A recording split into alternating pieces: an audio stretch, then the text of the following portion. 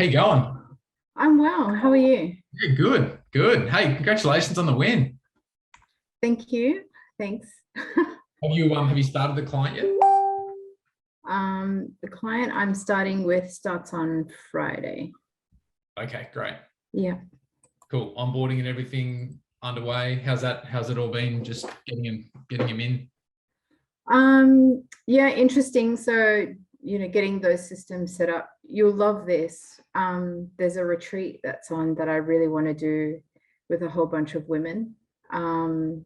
Because a lot of my personal development journey has been learning from men, and I feel like I need to shift gears here. Yep. And anyway, they're amazing women based in Ipswich, and they put on this retreat. Anyway, I thought I was all ready to go, but as you know, I've been living off my savings and now sort of come to the end of my savings, right? So I ended up finding this meditation, this prosperity meditation online by this guy I've been following for a few years. And I did that meditation and woke up the next morning, and the client contacted me and said, oh, instead of paying in installments, he wants to pay the whole thing up front, which gave me the deposit to pay for my retreat. So what, the guy that you just signed? Yeah. Oh, wow. Yeah. So then there was just some, jostling around with the paperwork and what have you, the payment. But yeah, that all happened. So Keep doing that. It's been an interesting, dynamic. It's a bit of a roller coaster. Yeah. Oh, that's cool. I'm glad. It's awesome to see that first one drop in the bucket, especially with the big gap between what you were charging to what you charged this particular guy. Yeah. Yeah. Belief sort of switch flick. Look, I was cognizant of that because I took on a coach in February or March this year, and he tells a story. Like, he basically, Bob Proctor was his mentor, and he went on to sell Bob Proctor products. Then started his own business. So these products were $500, and he wanted to sell them for more, but he didn't quite have the belief in place. So he went from selling this product for $500 to $5,000, and the product didn't change, right? But obviously the kind of clientele he attracted did. And so he kind of planted the seed in my mind around that. And then when we did the, who was that lady? Catherine Porritz, when she talked about the example of the psychologist who can heal addictions and charges $125 an hour versus the one that's charging $1 million for the same service. Yeah. It all makes sense to me, but what I'm realizing is that it is a process to build belief, Yeah. Yeah. Yeah. And this is the first step to that, which is really cool. So I think that's worth sharing. Yeah. Yeah, so that's what we're going to do today. It's just effectively what it is for you and I is a candid conversation, just about when you started, what was going on, what happened, the journey through that, specifically talking us through the win piece. Yeah. Like the client, like even like the mindset around it and all of that sort of stuff. What was the win? Like, how much was it? Where did you come from? So that delineation between the 500 and the 3.5, and even that story you just said then, it's like this guy even decided that he was going to pay up front rather than in installments, right? Like, even that's kind of cool from a, like, fuck, like, people just got that money sitting around to do that. Whereas before you're like struggling to get $500 off somebody. Like, and we've got a saying here that, like, it's no easier to sell a $47 product than it is to sell a $10,000 product.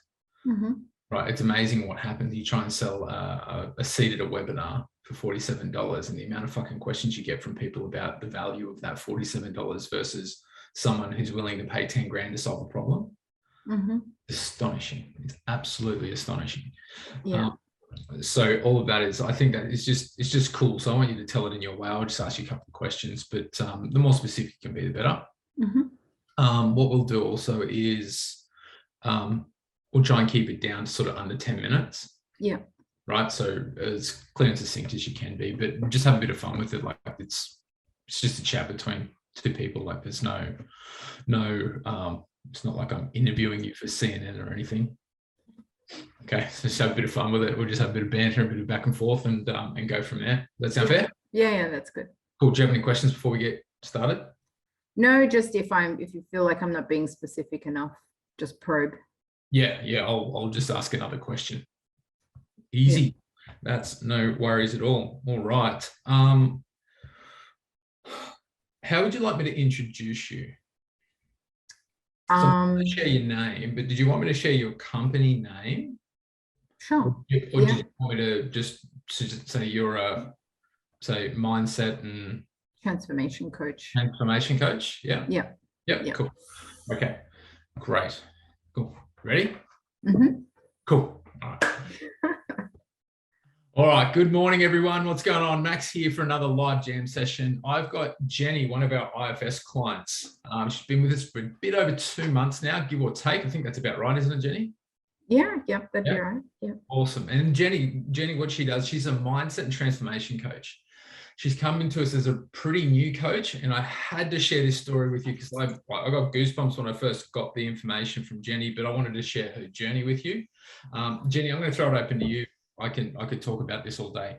I'm going to let you do the talking. Tell us a little bit about yourself. Who are you and who do you help? Okay, no problem. So I help women who are in transition, essentially. So they've been raising kids, investing all their time and energy in their family, and they get to a point where the kids are about ready to leave home. They've got their independence, and mum's like, oh, what am I going to do with the rest of my life? Like, who am I? You know, a lot of the times that question comes up, who am I? And what am I going to do? It's the same thing for women who have had a career. They've been in a particular career for some time. They, they go through some sort of life change, some significant change that happens for them. And they realize that actually whatever they've been doing all of this time in their career is not really suited to them at all, and they're ready for a change. So I tend to work with people who are in that transition phase, who are in that self-discovery of trying to find out who they are and what they're here for. Yeah, great. Okay, so why did you get started with the Influencer Project? What was going on before that was the catalyst for the change to come and start hanging out with us? Sure. I've been actually following you guys for some time. So back in 2019, I got a job as a recruiter for the first time ever. And yeah, somehow a friend recommended me to the Influencer Project. And at the time, Rana was doing a presentation in Perth. So I went along and watched that and participated in that for the day. And then I'd been following you guys ever since. So I really wanted, even back then, to do the program, but my employer wouldn't pay for it. And I didn't have the funds at the time to do that. So what I did is just downloaded the ebook that was available. And I just started following the strategies on the ebook. So I was posting 3 times a week. I knew nothing about cyber, by the way, but I was posting 3 times a week other people's content and just commenting on it. And it worked. It worked for me. So within a space of 7 months, I think I built a database of about 600 or 700 people in the cybersecurity arena. And I went from having no brand presence to developing a bit of an expert, if you like, brand around the cybersecurity recruitment field. So I'd meet people in cyber and then express an interest, and they'd teach me stuff, and on it kind of went from there. So now that I've actually stepped into my own business, it was a no-brainer for me, because there were some vital steps I knew were missing between that sort of prospecting or that lead generation sort of stage to actually getting somebody to buy. And I knew that you guys could fill the gap there. Awesome. So you've had a bit of an experience with us over a few years. You eventually pulled the trigger for your own business. Once you did that, what happened next? What was your experience like once you got in and started to actually play the way through the content?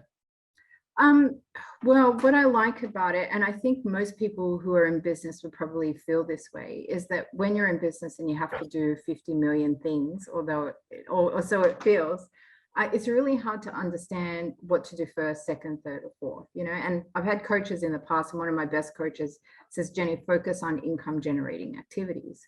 And that's all well and good, but what are they?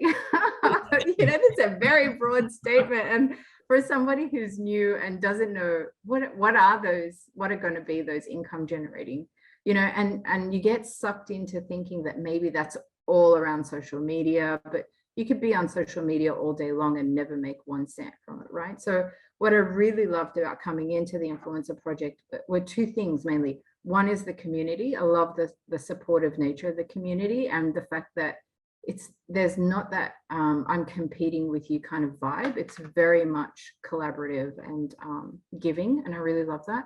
And the second part obviously is providing the answers to what those income generating activities are. So really literally do A, B, C, D, E, F, you know, and although I like to break the rules, I like to know what they are as well. So then I can navigate them within the realm of what I can do, what's in my capacity, and I have a roadmap, you know, and I think that's the best thing that you guys provide is that roadmap.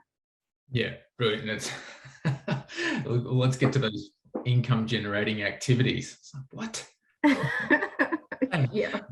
That's awesome. Okay, so now you've got a roadmap and you started to implement the roadmap. Tell me about what happened. I think it was last week. Tell me the lead up to that and how you were thinking about your business, your pricing, your offer, and all of that sort of thing until you got to last week. What happened?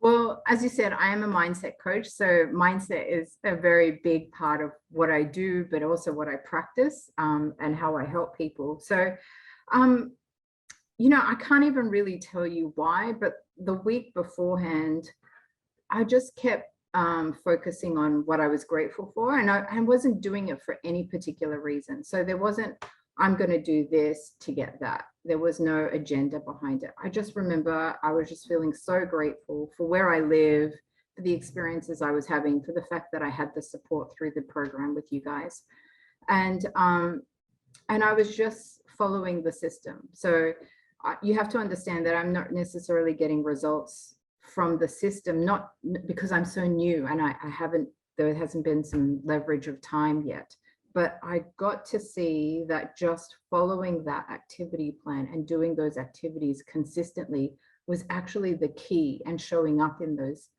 events was actually the key. So it started to generate a few conversations online, but I've also been doing networking offline.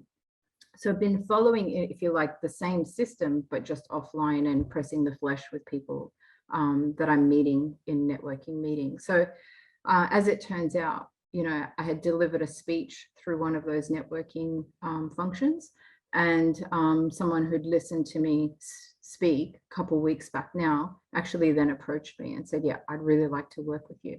So, you know, what you guys teach is that brainstorming piece, and then the sales call, but I hadn't got to that stage yet in the program and the material. And honestly, I went to this meeting with this client because it's just, you know, I'd like to meet with you and chat about it, but I just still didn't believe that he was actually going to buy. And when you're in the coaching space, it's a bit like if you're a hairdresser, I suppose, or a plumber or an electrician, like you go over to friends' houses and you kind of half expect that they're going to ask you for this stuff for free. And it's really easy to get caught up in that because you do what you love. It's easy just to give. So part of me was potentially expecting that this is what was going to happen, you know, like he was just looking for some feedback on something.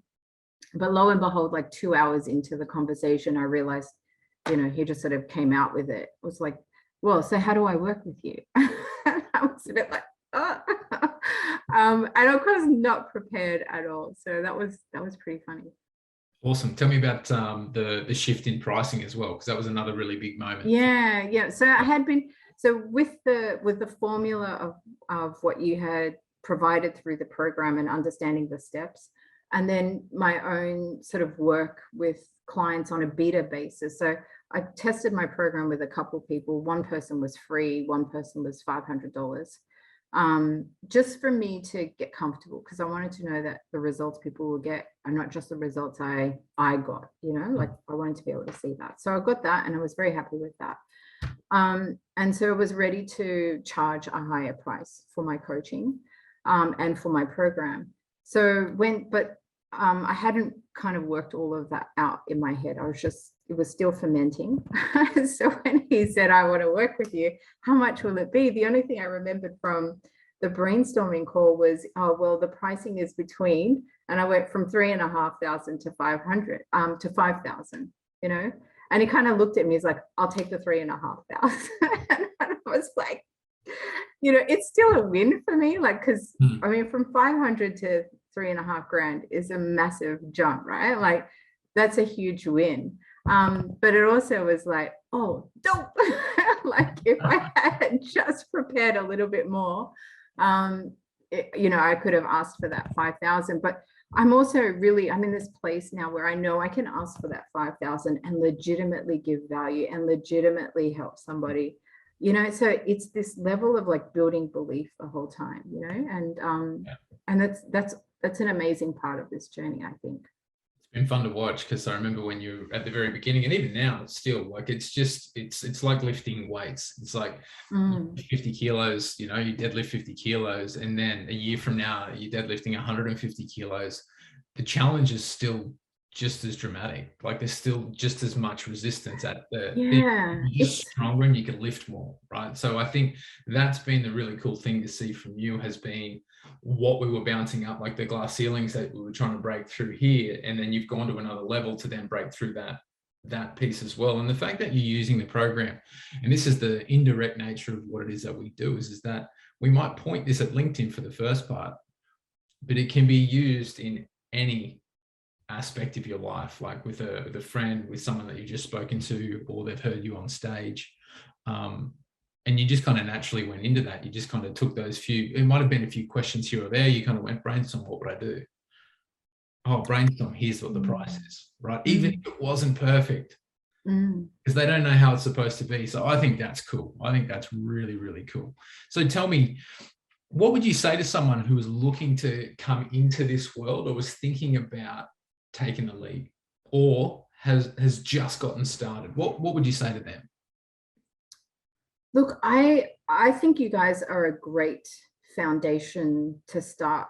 You know, I can't comment on the other programs that you have because I haven't done them, but in terms of being able to, as I said, have that sort of the ABCs of where do I go from here? What do I do next? I think that's fantastic. I think the other thing that's amazing is being in a community of people who are all at that same level. So, you know, one of the things I noticed about particularly, I don't know, I don't think it's about the Gold Coast. I think it's just people in business. And particularly when you go to these networking meetings, it's easy to assume that everybody's making money, and it's easy to assume that everybody's successful, right? So for me anyway, I'm new to the Gold Coast. I'm new in this network. I don't know these people from Adam. So I'm a little bit more reserved about sharing where I am financially, where I am in my business, where I'm struggling, because I'm looking at all these people and making these assumptions that they're successful, you know? So when you come to influencer, it's like a level playing field, and everybody is just sharing their pains, their wins, their struggles, all of that. And so you don't feel that confronting of having to look or appear a certain way. You can just be how it is, you know, say what you're struggling with and get on with it. And I think that's great. I think when you're in business, it can be very lonely, it can be very challenging. And so to have that community to leverage and to pull from is brilliant. And so I would highly recommend this to people, you know, as a journey. And even as you said, that those formulas and that step by step is something you can then take outside in other realms. I used to teach at uni, and one of the subjects was business in Asia. And the thing about doing business with, you know, Asia, if you like, is that it's 7 cups of tea. You know, and we don't. If you think about that, but it's 7 impressions. It's several times of showing up. So it was several times of me showing up at these networking meetings, not selling, just relating, before this person approached me and said, yeah, I want to work with you. And we forget that when we do look at the online space. I mean, I think the online space is even more impressions, right? Like 20 impressions or something. So it's being able to understand that and how that works there. Yeah. Yeah, no, that's awesome. I really appreciate your time today, Jenny. Last question I've got for you. If you were to describe your experience in one word, what would you say? Oh, one word. It's a roller coaster.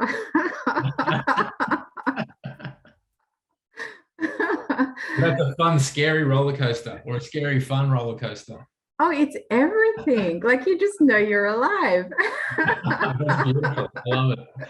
That's so cool. All right, Jenny. Yeah. Hey, thank you so much for your time today. I really, really appreciate you going deep into what it was that that shifted for you, and you're only just getting started. Like we're 2 and a bit months into a business that has the potential to last for the next 20 or 30 years. You know, if nurtured in the right way. So that's we can't wait to continue the journey with you. Thank you so much for your time.